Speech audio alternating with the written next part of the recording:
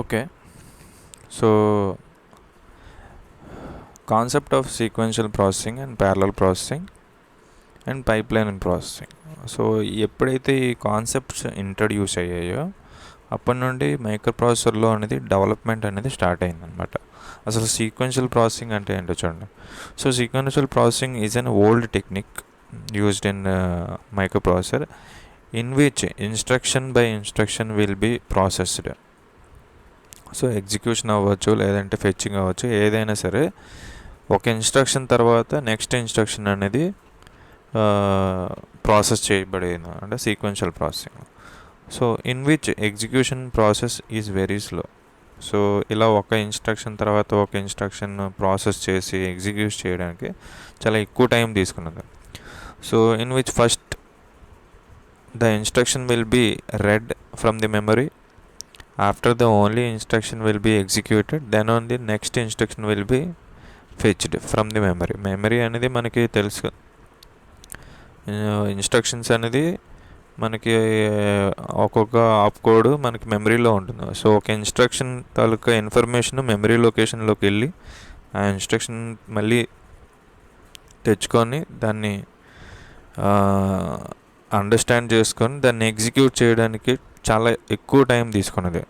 మళ్ళీ ఈ ఎగ్జిక్యూట్ అయిపోయిన తర్వాత మళ్ళీ నెక్స్ట్ ఇన్స్ట్రక్షన్కి వెళ్ళేది అనమాట. సో ఈ ఆపరేషన్ వల్ల కొంచెం డిలే ఎక్కువ ఉన్నది, అంటే ఎక్కువ చాలా స్లో ఎగ్జిక్యూషన్ ఆఫ్ ఇన్స్ట్రక్షన్స్ అనేది జరిగేది. So in which shift register operates in serial fashion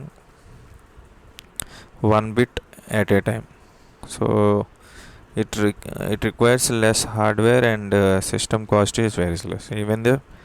so sequential processing చేసేటప్పుడు ఏంటంటే మనకి సిస్టమ్ కాస్ట్ అనేది చాలా తక్కువ అయినప్పటికీ ప్రాసెసింగ్ చాలా స్లోగా ఉండేది అనమాట. అది సీక్వెన్షియల్ ప్రాసెసింగ్ తాలూకా disadvantage. So next parallel processing. So parallel ప్రాసెసింగ్లో చూడండి, parallel processing is useful technique that are used to provide simultaneously data processing tasks for the purpose of increasing the computational speed of the computer. So computer speed పెంచడం కోసం ఏంటంటే parallel processing అనేది introduce అయింది. So in which the execution speed is very high. In this technique simultaneously execution అలాగే read from the memory information సంబంధించి ఇన్స్ట్రక్షన్స్కి సంబంధించిన information అంతా మెమరీ నుండి రీడ్ చేయడం will be performed. Read operation will be performed. So అంటే ఒకే clock సైకిల్లో, సో ఇలా క్లాక్ సైకిల్ ఉన్నది అనుకోండి, ఒక క్లాక్ సైకిల్లో మనకి ఫెచ్ ఆపరేషన్ జరిగింది అనుకోండి, ఫెచ్ ఆపరేషన్ జరుగుతుంది అనుకోండి, లేదంటే ఇక్కడ ఎగ్జిక్యూషన్ అనేది జరుగుతుంది, నెక్స్ట్ క్లాక్ సైకిల్లో ఎగ్జిక్యూషన్ జరుగుతుంది అనుకోండి. ఇది ఫస్ట్ ఇన్స్ట్రక్షన్ అనుకుంటే సెకండ్ ఇన్స్ట్రక్షన్ ఈ ఎగ్జిక్యూషన్ టైంలోనే ఇక్కడ ఫెచ్ అని నెక్స్ట్ ఇన్స్ట్రక్షన్ ఫెచ్ సైకిల్ కూడా ఉంటుంది.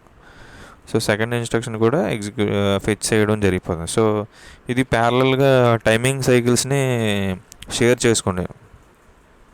ఓకే, సో అది ప్యారలల్ ప్రాసెసింగ్లో జరిగేది.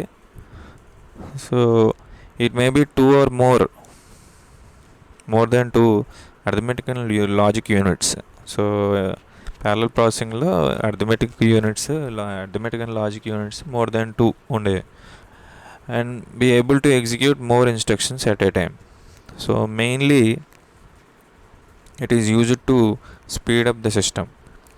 The amount of hardware increases, the parallel processing and cost also increases. So hardware requirement increase avutundi, alage cost kuda increase avutundi.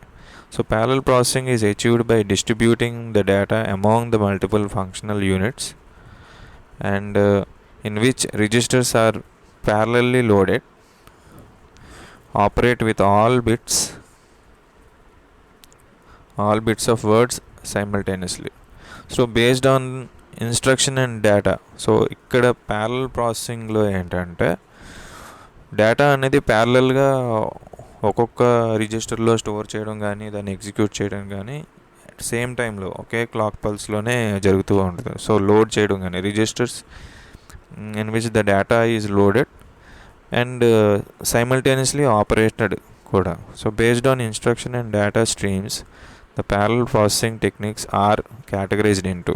So ఈ parallel processing టెక్నిక్స్ని 4 కేటగిరీస్గా divide చేస్తారు. Single instruction stream, single data stream, single instruction stream and multiple data stream, multiple instructions single data stream, multiple instructions and mingle data streams. So multiple data అనొచ్చు, ఇది mingle కాదు, multiple data. So multiple data. So ఇది parallel data ప్రాసెసింగ్లోని classification. So depending upon single instructions and single data, single instruction multiple data, multiple data with so ఎలాగైతే మనకి రిజిస్టర్స్లో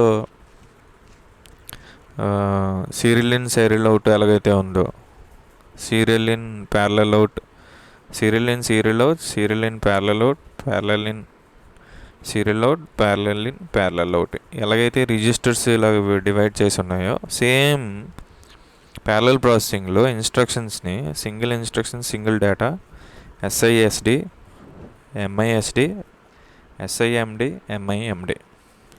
okay. So సింపుల్గా గుర్తుపెట్టుకోండి అంటే ఈ రిజిస్టర్స్ ఎలాగైతే ఉన్నాయో రిజిస్టర్స్లో డేటా స్టోర్ చేసేటప్పుడు serial in serial out, serial in parallel out, parallel in serial out, parallel in parallel out.